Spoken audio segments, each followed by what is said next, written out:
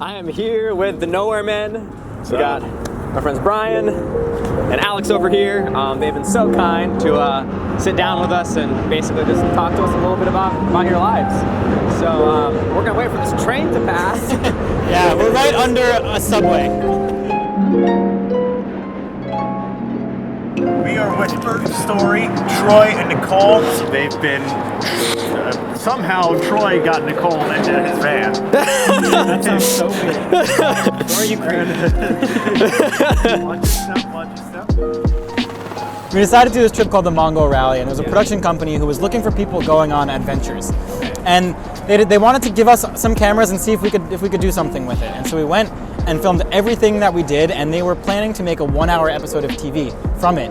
And we filmed so much, and they enjoyed the content so much that they decided to make it into a full season of TV. We went back to our old jobs, we put on our suits, cut our hair, shaved our beards, and we got an email when we were in the office saying, do you guys want to drive to Patagonia? Boys, how about another trip? Buy a car, drive down the spine of the Andes. We'll call it the Rally to the End of the World. No going back to your old job. This is your job. Interested?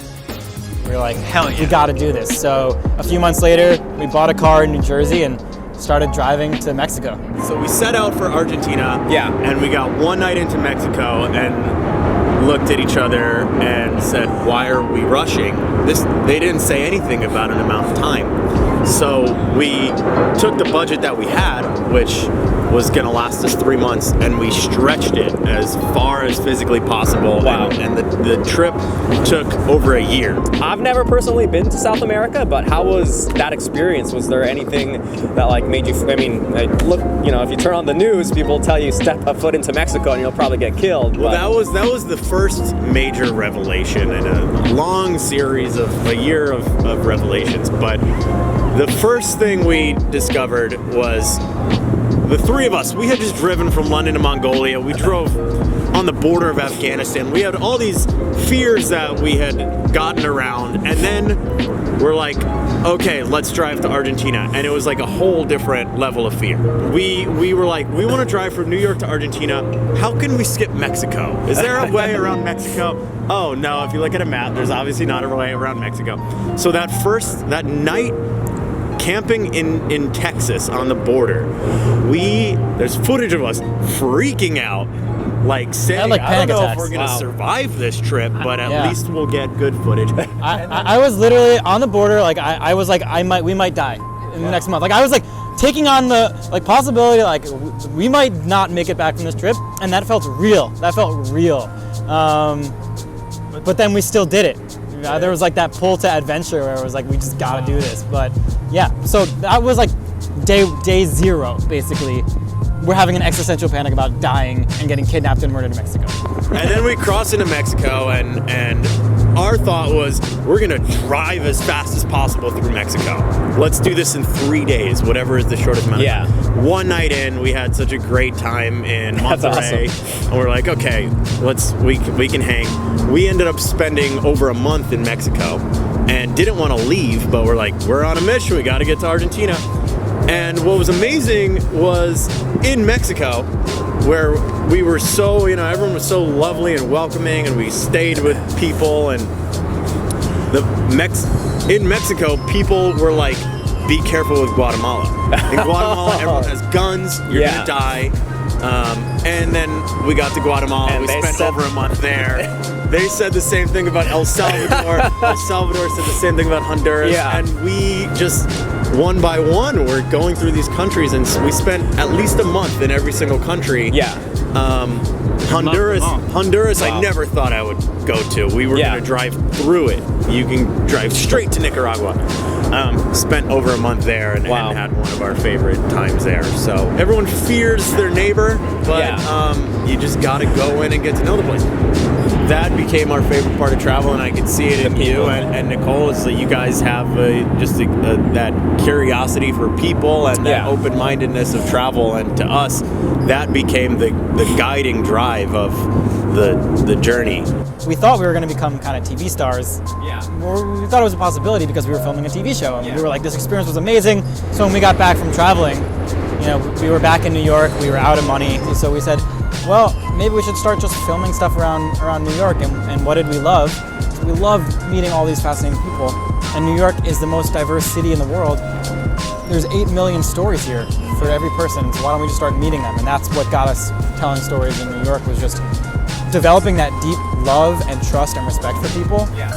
Which, you know, it was always there to a degree, but travel changes you because you rely on people. Yeah. You need people to help you, and when time and time again you're in a situation where you're kind of shit out of luck and someone comes and helps you, it gives you this like boost in faith in humanity.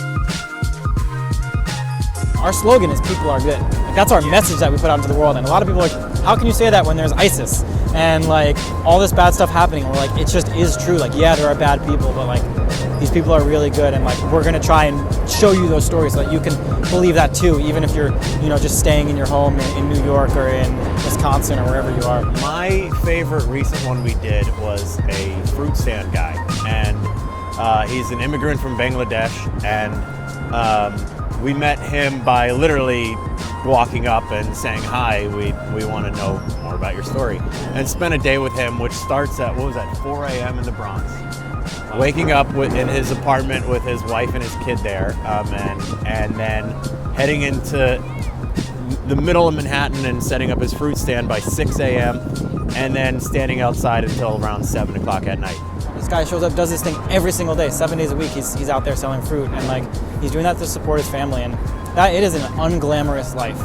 It is a tough life, but he's a hero. You know, Yeah. To his family, he's a hero. And so you walk by these people, and especially in New York, where it's so anonymous, and you see all these people, and you almost force yourself to just ignore people's humanity because there's just too much of it. We discovered that when we put this online, we never know what kind of reaction we're going to get, but that video was getting a lot of love from people on both sides of the political spectrum. Wow. We had, this guy is an immigrant, immigration status unknown. I mean, he's actually a U.S. citizen, but we don't mention that in the video. You had liberals, and you had conservatives, you had people from all sides sharing it because they were all reacting to the fact that, hey, this is a hardworking guy who's like working his ass off for his values and for his family. And I think that resonates with everybody, with all humans. Currently, everything that divides us seems to be top of the news and what drives a lot of the narrative of the world. And I see why that has to be sometimes, but I also see what if we flipped it and it was more of those commonalities that drove things. Yeah. So I don't know how to get there. I mean, we're doing a little, our part to just bring those things out to the world. We met people from all walks of life. One night we would be staying in the hut of a fisherman. The next night we were staying in a house of like multi-millionaires like a mile away. We would stay with like hardcore conservatives in certain countries and like hardcore progressives. Like it's just, you stay with everyone and you find these common threads of humanity. People want love and affection. They want to care for their families. They want the best for the people around them.